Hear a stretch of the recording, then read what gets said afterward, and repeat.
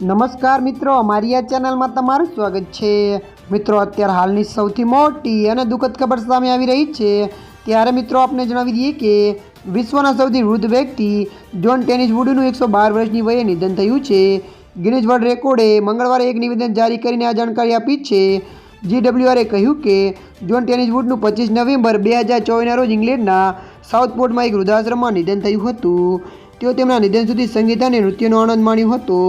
26 August 1912 રોજના જન્મેલા tennis વુડે વેનેઝુએલાના 114 વર્ષના જુઆન વિસેન્ટ પેરેઝના મૃત્યુ પછી એપ્રિલ 2024થી વિશ્વના સૌથી વૃદ્ધ જીવિત વ્યક્તિ તરીકેનો રેકોર્ડ બનાવ્યો હતો।